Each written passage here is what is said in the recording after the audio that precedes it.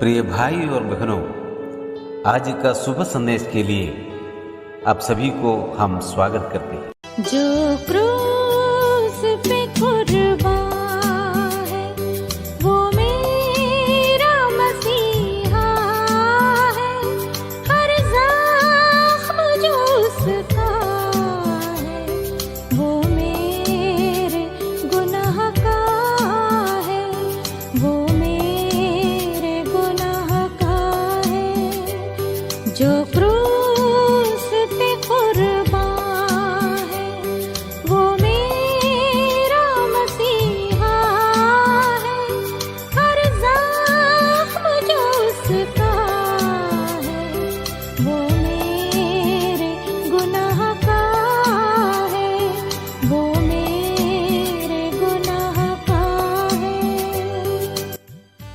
आज का संदेश प्रभु के दास टीवी एंटनी अंगलेश्वर से बांटा जाएगा। प्रार्थना के साथ सुनिए। प्रभु की नाम की स्तुति हो।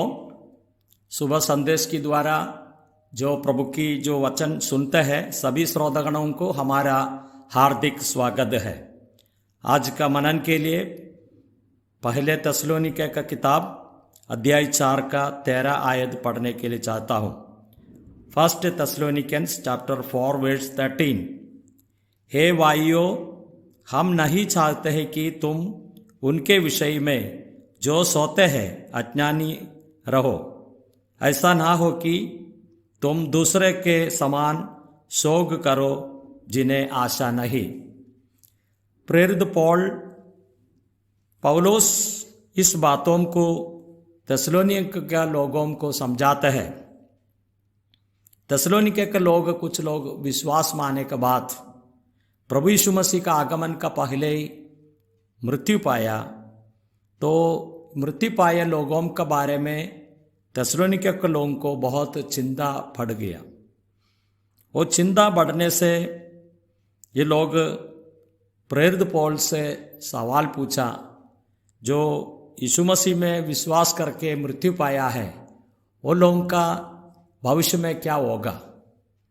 इसलिए प्रेरित पौलुस यहाँ 4 बातें समझाते हैं।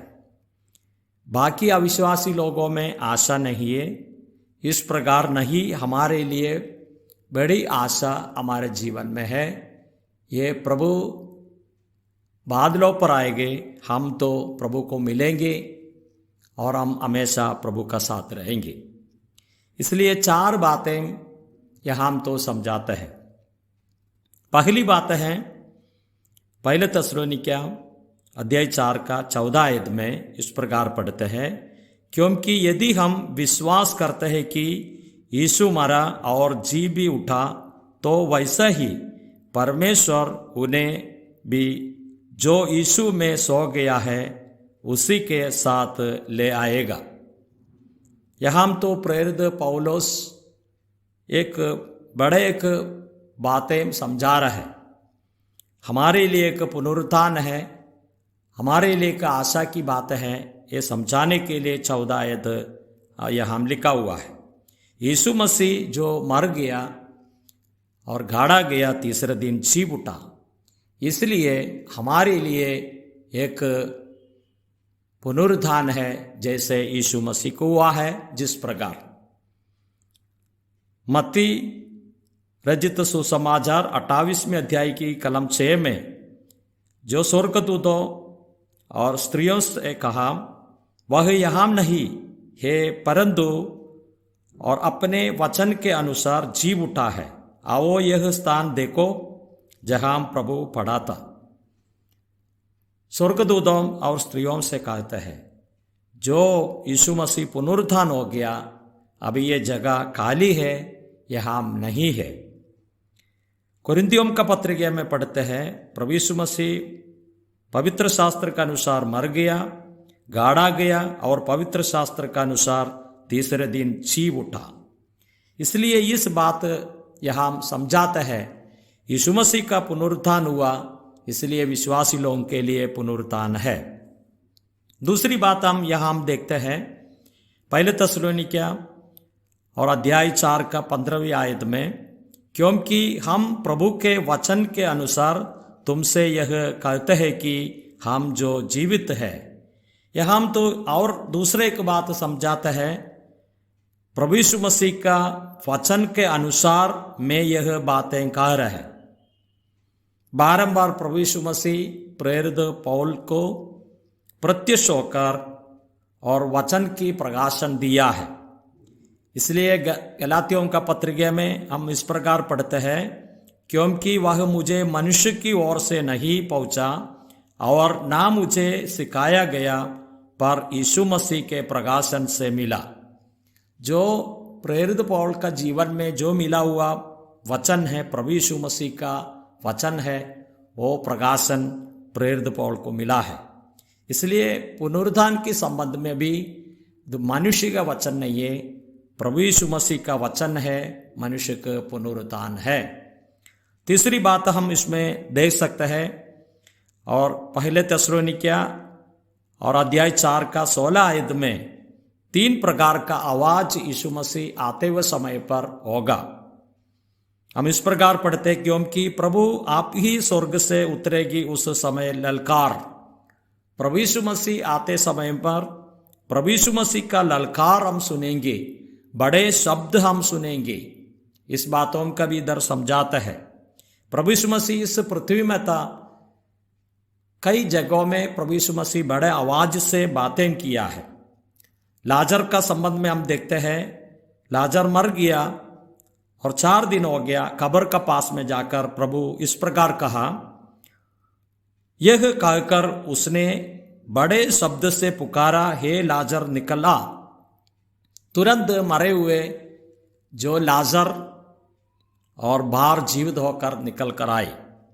प्रभु यीशु मसीह मरते हुए समय पर पिता के पास में अपने प्राण सौंपते हुए समय में बड़े आवाज से पुकारा। वो समय पर भी हम देखते हैं, कब्र के अंदर जितने पुराना नियम का विश्वासी है वो पुनरुत्थान हो गया। इसलिए प्रभु यीशु मसीह का ललकार बड़े शब्द है, पुनरुत्थान के कारण बनेगा। दूसरी बात है, प्रधान दूत की शब्द सुनाई देगा। मिकाएल और मिगेल का साथ में जो संग दूतों है बड़े आवाज करेंगे। शायद कुछ शैतानी की बातें इस पुनरुत्थान को रोकेंगे। इस समय पर स्वर्गदूतों का सानिध्य रहेंगे, उन लोगों का आवाज सुन सकते हैं। तीसरी बात हम देखते हैं कि परमेश्वर की तुरही फूकी जाए। तो हम देखते हैं परमेश्वर का तुरही फूकेगी। कुरिन्थियों का पत्रिका में लिखा है, अंतिम तुरही फूकी जाएगी। पुराना नियम में इस्राएल सभा को इकट्ठा करने के लिए तुरही फूकते जाती थी, और लोग रवाना होने के लिए भी ऐसे ही करते हुए हम देखते हैं। इसलिए ये 3 आवाज सुनेंगे, ये हमारे लिए एक पुनरुत्थान की आशय की बात है। चौथा बात, पहले थिस्सलुनीकियों अध्याय 4 का 17वीं आयत में, तब हम जो जीवित और बचे रहेंगे उनके साथ बादलों पर उठा लिया जाएंगे कि हवा में प्रभु से मिले। बाकी जो जीवित रहते हैं वो लोग रूपांतर होकर प्रभु यीशु मसीह को मिल जाएंगे, और सभी लोग मिलकर प्रभु का सानिध्य में रहेंगे। इसलिए प्रभु का वचन इस प्रकार प्रेरित पौल समझाते हैं, हमारे लिए बहुत बड़ा आशय की बात है। पहली बात है, यीशु मसीह का पुनरुत्थान हुआ है, इसलिए विश्वासी लोगों के लिए पुनरुत्थान है, यीशु मसीह को मिलेगा। दूसरी बात हम देखते हैं कि ये वचन और मनुष्य रीति से नहीं है, और प्रभु की वचन प्रेरित पौलुस को प्रकाशन से दिया है। तीसरी बात हम देखते हैं, 3 प्रकार की आवाजें सुनेंगे, इसलिए हमारे पुनरुत्थान निश्चय है। चौथी बात हम देखते हैं, जो बचे हुए लोग हैं वो मृत्यु पाने पीने और प्रभु को मिलेंगे। प्रभु हमको सहायता करे। इस आशय का साथ में बाकी लोगों का साथ हम निराश में नहीं गिरना है, प्रभु को महिमा करेंगे। प्रभु जरूर आएंगे, उसका साथ में हम मिलेंगे। जय मसीह।